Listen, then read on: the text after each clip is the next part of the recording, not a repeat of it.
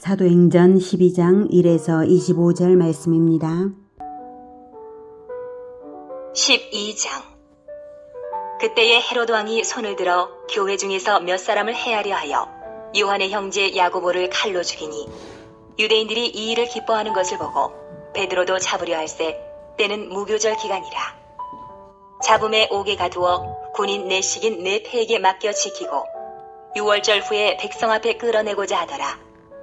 이에 베드로는 옥에 갇혔고 교회는 그를 위하여 간절히 하나님께 기도하더라. 헤롯이 잡아내려고 하는 그 전날 밤에 베드로가 두 군인 틈에서 두 쇠사슬에 매어 누워 자는데 파수꾼들이 문 밖에서 옥을 지키더니 호련히 주의 사자가 나타나매 옥중에 광채가 빛나며 또 베드로의 옆구리를 쳐 깨워 이르되 급히 일어나라. 하니 쇠사슬이 그 손에서 벗어지더라. 천사가 이르되 띠를 띠고 신을 신으라. 하거늘 베드로가 그대로 하니 천사가 또 이르되 겉옷을 입고 따라오라. 한데 베드로가 나와서 따라갈새 천사가 하는 것이 생시인 줄 알지 못하고 환상을 보는가 하니라. 이에 첫째와 둘째 파수를 지나 시내로 통한 쇠문에 이르니 문이 저절로 열리는지라. 나와서 한 거리를 지나매 천사가 곧 떠나더라. 이에 베드로가 정신이 들어 이르되 내가 이제야 참으로 주께서 그의 천사를 보내어 나를 헤롯의 손과 유대 백성의 모든 기대에서 벗어나게 하신 줄 알겠노라 하여 깨닫고 마가라 하는 요한의 어머니 마리아의 집에 가니 여러 사람이 거기에 모여 기도하고 있더라. 베드로가 대문을 두드린데 로데라 하는 여자아이가 영접하러 나왔다가 베드로의 음성인 줄 알고 기뻐하여 문을 미처 열지 못하고 달려 들어가 말하되 베드로가 대문 밖에 섰더라 하니 그들이 말하되 내가 미쳤다. 하나 여자아이는 힘써 말하되 참말이라 하니 그들이 말하되 그러면 그의 천사라. 하더라. 베드로가 문 두드리기를 그치지 아니하니 그들이 문을 열어 베드로를 보고 놀라는지라. 베드로가 그들에게 손짓하여 조용하게 하고 주께서 자기를 이끌어 옥에서 나오게 하던 일을 말하고 또 야고보와 형제들에게 이 말을 전하라 하고 떠나 다른 곳으로 가니라. 날이 새매 군인들은 베드로가 어떻게 되었는지 알지 못하여 적지 않게 소동하니 헤롯이 그를 찾아도 보지 못하매 파수꾼들을 신문하고 죽이라 명하니라. 헤롯이 유대를 떠나 가이사랴로 내려가서 머무니라. 헤롯이 두로와 시돈 사람들을 대단히 노여워하니 그들의 지방이 왕국에서 나는 양식을 먹는 까닭에 한 마음으로 그에게 나와 왕의 침소 맡은 시나 블라스도를 설득하여 화목하기를 청한지라. 헤롯이 나를 택하여 왕복을 입고 단상에 앉아 백성에게 연설하니 백성들이 크게 부르되 이것은 신의 소리요 사람의 소리가 아니라. 하거늘 헤롯이 영광을 하나님께로 돌리지 아니하므로 주의 사자가 곧 치니 벌레에게 먹혀 죽으니라. 하나님의 말씀은 흥왕하여 더하더라. 바나바와 사울이 부조하는 일을 마치고 마가라는 요한을 데리고 예루살렘에서 돌아오니라. 사랑하는 12. 형제 여러분, 7월 21일 수요일 저녁 목상에 오신 것을 환영합니다. 예수님의 공생애의 목적은 교회 탄생이고 교회는 성령의 인도를 받아 구속사의 완성까지 복음화 제자화로 갈 것입니다. 그러므로 세상 끝날까지 예수님께서 제자들과 함께 하시는 것입니다. 복음화의 길에 위기가 생길지언정 역사의 승리는 교회에 있다는 것을 성경은 이미 확정해 놓았습니다. 마태복음 28장 18, 19, 20절에 예수께서 나와 말씀하여 이르시되 하늘과 땅의 모든 권세를 내게 주셨으니 그러므로 너희는 가서 모든 민족을 제자로 삼아 아버지와 아들과 성령의 이름으로 세례를 베풀고 내가 너희에게 분부한 모든 것을 가르쳐 지키게 하라. 볼지어다 내가 세상 끝날까지 너희와 항상 함께 있으리라. 이렇게 하셨습니다. 내가 세상 끝날까지 너희와 항상 함께 있으리라. 하늘과 땅의 모든 권세를 가지신 분께서 그렇게 제자들에게 그렇게 말씀하셨습니다. 오고 오는 모든 제자들에게 그렇게 말씀하신 것입니다. 요한복음 16장 33절에는 세상에서는 너희가 환난을 당하나 담대하라. 내가 세상을 이기었노라. 내가 세상을 이기었노라. 이렇게 말씀하셨습니다. 주님은 이긴 자 되심으로 주님 안에 주님의 사명을 붙잡고 있다면 교회의 승리는 확정된 것입니다. 그렇지만 초대교회에 가하는 박해는 아주 더욱 심해졌습니다. 1절 그때의 헤롯 왕이 손을 들어 교회 중에서 몇 사람을 해하려 하여. 네, 교회에 대한 박해가 그동안은 유대 종교인들에 의한 것이었는데요. 이제 정치 권력이 직접 나서서 박해를 시작했습니다. 여기 나오는 헤롯 왕은 예수 탄생 시기에 헤롯 대왕의 손자인 헤롯 아그리파 1세입니다. 성경은 여러 명의 헤롯을 그저 동일하게 헤롯이라 말하고 있어서 구분하여서 알려드린다면 총 5명의 헤롯이 나옵니다. 첫 번째 헤롯 대왕은 베들레헴 예수 탄생 당시에 아기 예수를 죽이려고 베들레헴의 유아 학살을 자행했고요. 두 번째 헤롯 아켈라오는 헤롯 대왕의 아들인데 헤롯 왕이 죽은 후에 유대 사마리아 이두메의 분봉왕이었던 왕입니다. 세 번째 헤롯 안디바는 헤롯 대왕의 아들이며 아켈라오의 친동생인데요. 세례 요한을 죽인 왕입니다. 그리고 예수님이 십자가를 지실 때에도 예수님을 조롱한 왕이 바로 헤롯 안디바입니다. 네 번째 헤롯 아그리파 1세는 헤롯 대왕의 손자이고요. 야고보 사도를 죽인 왕입니다. 오늘 사도행전에 오늘 나오는 이 왕이 바로 헤롯 아그리파 1세입니다. 다섯 번째 헤롯 아그리파 2세는 사도 바울을 재판했던 왕이고 아그리파 1세의 아들입니다. 다음 2절로 돌아갑니다. 2절 요한의 형제 야고보를 칼로 죽이니. 네, 베드로, 야고보, 요한 3인방이 자주 예수님에게 특별 지도를 받았던 적이 있죠. 바로 그 야고보입니다. 스데반이 첫 순교자이고 야고보는 사도들 중에 첫 순교자가 되었습니다. 3절 유대인들이 이 일을 즉 야고보를 죽인 일을 기뻐하는 것을 보고 베드로도 잡으려 할세 때는 무교절 기간이라.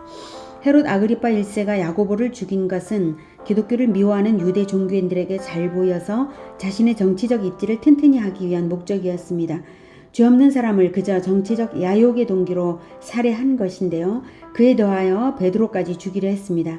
베드로는 예루살렘 교회의 최고 지도층이므로 사내들이니 늘 죽이고 싶어하는 인물입니다. 그래서 베드로를 더욱 체포한 것입니다. 4절 베드로를 잡음에 옥에 가두어 군인 내식인 네페에게 맡겨 지키고 6월절 후에 백성 앞에 끌어내고자 하더라. 백성 앞에 끌어내고자 한 것은 유대인들의 환심을 사려는 정치적 술수입니다. 당시 무교절 기간이라서 6월절을 거룩히 여기는 유대인들의 전통을 존중해서 무교절 즉 6월절이 지나면 행하려고 가두어둔 것이고요. 5절 이에 베드로는 옥에 갇혔고 교회는 그를 위하여 간절히 하나님께 기도하더라. 전에는 박해가 있을 때 도망쳤는데 이제 교회 공동체는 모여서 기도하고 있습니다. 한 마음으로 기도하고 또 사랑과 믿음으로 일치 단결되어 있는 그러한 교회의 모습을 볼 수 있습니다. 6절 헤롯이 잡아내려고 하는 그 전날 밤에 베드로가 두 군인 틈에서 두 쇠사슬에 매여 누워 자는데 파수꾼들이 문 밖에서 옥을 지키더니. 네. 내일이면 군중 앞에서 인민재판을 당할 처지인데요. 베드로가 잠을 잡니다. 박해 가운데서도 평안이 있죠. 베드로를 묶은 쇠사슬은 2개입니다. 아마도 양쪽 다리가 매여 있었을 테고요. 두 군인은 각각의 쇠사슬을 맡은 군인이었을 것입니다.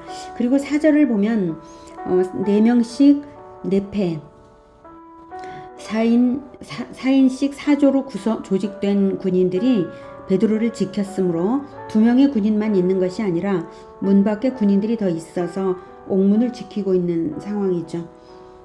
7절 호련히 주의 사자가 나타남에 옥중에 광채가 빛나며 또 베드로의 옆구리를 쳐 깨워 이르되 급히 일어나라 하니 쇠사슬이 그 손에서 벗어지더라. 네, 주의 사자가 나타났는데요. 바깥은 물론 바로 곁에 쇠사슬을 지키고 있는 군인들조차도 전혀 미동했다는 기록이 없죠. 그들 눈에는 감추어지고 주의 사자가 베드로를 풀어주고 있는 것입니다. 쇠사슬이 저절로 스르륵 풀렸어요. 주의 사자가 베드로의 옆구리를 쳐서 깨워야 할 정도이니 베드로는 옥중에서도 평안히 잠들어 있었다는 것을 알 수가 있습니다. 8절 천사가 이르되 띠를 띠고 신을 신으라 하거늘 베드로가 그대로 하니 천사가 곧 또 이르되 겉옷을 입고 따라오라 한데 베드로가 나와서 따라갈새 천사가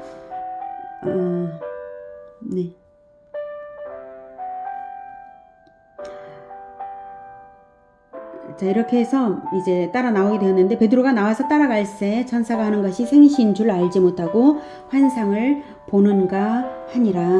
네. 깊이 잠들었던 베드로였기에 비몽사몽 중이었습니다. 10절. 이에 첫째와 둘째 파수를 지나 시내로 통한 쇠문에 이르니 문이 저절로 열리는지라. 나와서 한 거리를 지나매 천사가 곧 떠나더라. 네, 첫째와 둘째 파수를 지나 파수병들이 이렇게 여러 겹으로 파수하고 있었으니 군인들은 주의 사자와 베드로를 보지 못한 것이 분명합니다. 이렇게 나오는데도 아무도 뭐라고 터치를 안 했죠. 신기한 일이죠. 11절. 이에 베드로가 정신이 들어 이르되 내가 이제야 참으로 주께서 그의 천사를 보내어 나를 헤롯의 손과 유대 백성의 모든 기대에서 벗어나게 하신 줄 알겠노라 하여 베드로와 교회를 박해하려는 헤롯과 유대 종교인들의 악한 기대에 대항해서 주님께서 천사를 보내어 일하신 것입니다. 교회는 예수님이 함께 하시는 예수님의 분신과도 같으므로 주님이 절대적으로 지키시고 이보란 듯이 편들어 주시며 복음화의 일을 얼마든지 하게 하시는 것입니다. 12절. 깨닫고 마가라 하는 요한의 어머니 마리아의 집에 가니 여러 사람이 거기에 모여 기도하고 있더라. 베드로가 먼저 찾아간 곳은 늘 제자들이 모이는 곳이었습니다. 오순절 성령 강림이 있었던 곳도 이곳으로 추정되고 있는데요. 집주인은 마리아인데 마리아의 아들 마가 요한이 신약 성경에서는 더 중요한 인물입니다. 마가는 로마식 이름이고 요한은 유대식 이름이고 마가복음을 기록한 마가입니다. 마가 요한의 어머니의 집이 당시 제자들이 아지트요 기도처였기에 거길 간 것이죠. 네. 13절. 베드로가 대문을 두드린데 로데라 하는 여자아이가 영접하러 나왔다가 베드로의 음성인 줄 알고 기뻐하여 문을 미처 열지 못하고 달려들어가 말하되 베드로가 대문 밖에 섰나이다 하니 그들이 말하되 내가 미쳤다 하니 여자아이는 힘써 말하되 참말이라 하니 그들이 말하되 그러면 그의 천사라 하더라. 베드로가 문 두드리기를 그치지 아니하니 그들이 문을 열어 베드로를 보고 놀라는지라. 아주 코믹한 장면이죠. 모여서 기도해 놓고 정작 풀려나 나타나니까 로데의 말을 믿지 못하고 네가 미쳤니? 그러면 그의 천사라고 말하고 있으니 정말 우습죠. 그만큼 풀려난다는 것은 기적이었습니다. 17절. 베드로가 그들에게 손짓을 하여 조용하게 하고 주께서 자기를 이끌어 옥에서 나오게 하던 일을 말하고 또 야고보와 형제들에게 이 말을 전하라 하고, 여기서의 야고보는 사도 야고보가 아니라 예수님의 동생 야고보입니다. 그래서 야고보와 그의 형제들에게 이 말을 전하라 하고 떠나 다른 곳으로 가니라.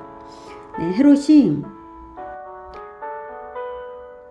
정치 권력으로 생명을 죽임으로써 교회 박해를 시작했고, 베드로는 자신이 마가 요한의 집에 있으면 교회 공동체의 위험을 초래할 수가 있기 때문에 몸을 피한 것입니다.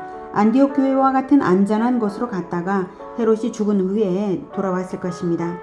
18절. 날이 새매 군인들은 베드로가 어떻게 되었는지 알지 못하여 적지 않게 소동하니 헤롯이 그를 찾아도 보지 못하며 파수꾼들을 신문하고 죽이라 명하니 헤롯이 유대를 떠나 가이사랴로 내려가서 머무니라.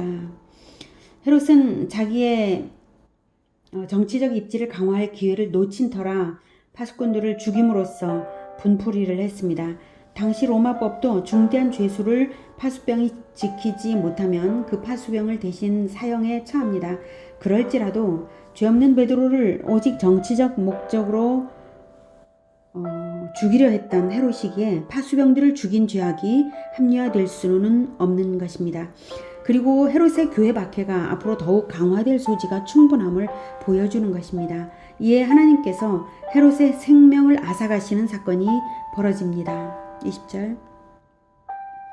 헤롯이 두로와 시돈 사람들을 대단히 노여워하니 그들의 지방이 왕국에서 나는 양식을 먹는 까닭에 한 마음으로 그에게 나와 왕의 침소 맡은 신하 블라스도를 설득하여 화목하기를 청한지라. 헤롯이 나를 택하여 왕복을 입고 단상에 앉아 백성에게 연설하니 백성들이 크게 부르되 이것은 신의 소리요 사람의 소리가 아니라 하거늘 헤롯이 영광을 하나님께 돌리지 아니하므로 주의 사자가 곧 친히 벌레에 먹혀 죽으니라. 네. 헤롯은 아마도 정치적 모략이 대단히 교활한 사람이었던 것 같습니다. 헤롯이 무슨 일로 두로와 시돈 사람들과 불화했는지는 알 수 없지만 두로와 시돈 사람들이 헤롯의 왕궁에서 나는 왕국에서 나는 그 양식을 수입해서 왕국에서 나는 양식을 두로와 시돈 사람들이 수입해서 먹는 터라서 헤롯은 수출 금지를 내려 그들을 힘들게 했습니다. 그랬더니 두로와 시돈 사람들은 헤롯과 화해를 하기 위해 헤롯의 신임을 얻는 침실 담당 신하 블라스도를 통하여 화목할 기회를 얻었습니다. 아마도 그것이 헤롯이 바라던 바였던 것 같습니다. 그날에 헤롯이 왕복을 차려입고 대중몰이를 한 것을 보면 그렇습니다. 헤롯이 연설을 할 때 두로와 시돈 사람들은 헤롯을 극대화시키고 우상화하는 말을 했습니다. 바로 자기를 신격화해 주기를 바랐던 바라고 말하는 짐작되는 것이 바로 다음 순간 주의 사자가 곧 쳐서 죽음에 이르는 것을 보면 알 수가 있습니다. 23절 헤롯이 영광을 하나님께 돌리지 아니하므로 주의 사자가 곧 친히 벌레에게 먹혀 죽으니라. 신으로 높이는 영광은 하나님의 것이지 인간의 것일 수 없습니다. 그런데 두로와 시돈이 헤롯을 신으로 높이는 말을 듣고 그것을 기뻐한 헤롯을 주의 사자가 쳤습니다. 헤롯은 자기를 높이는 범죄와 하나님을 대적하여 하나님의 사랑을 죽이는 범죄를 스스로 자행하는 것입니다. 에덴에서의 마귀의 범죄를 그대로 답습한 대가로 심판을 당한 것입니다. 당시 역사가 요세푸스에 의하면 복통으로 죽었다고도 하고 외경 마카비서에 의하면 배에서 벌레가 나서 내장이 썩어서 악취가 나는 질병으로 죽었다고 합니다. 이것이 교회를 대적한 자에 대한 하나님의 심판입니다. 헤롯의 박해가 극심한 것이었고 또 더욱 극심할 수 있었지만 하나님이 정리해 주셔서 교회는 다시 평안해졌습니다. 24절 하나님의 말씀은 흥왕하여 더하더라. 바나바와 사울이 부조하는 일을 마치고 마가라 하는 요한을 데리고 예루살렘에 돌아오니라. 오늘은 주님께서 직접 개입하셔서 복음 전도자 베드로를 풀어주시고 박해자 헤롯은 죽이시는 것을 보았습니다. 하나님의 교회가 직접 대립하여 싸우지 않아도 하나님의 교회는 그저 복음을 전하고 평안하게 있기만 해도 하나님께서 상황 속에서 일하시며 다 정리하십니다. 교회는 걱정할 것이 없습니다. 예수님께서 말씀하신 것과 같이 주님의 평안, 세상이 줄 수 없는 그 평안을 받은 교회 공동체는 박해를 당해도 원수 갚을 필요가 없습니다. 그저 계속해서 하던 일, 사랑의 일, 복음화의 일, 제자화의 일을 계속하면 될 일입니다. 우리 교회가 그런 절대 평안 속에 기도와 전도로서 세상을 사랑하는 사역으로 충분하기를 기도합니다.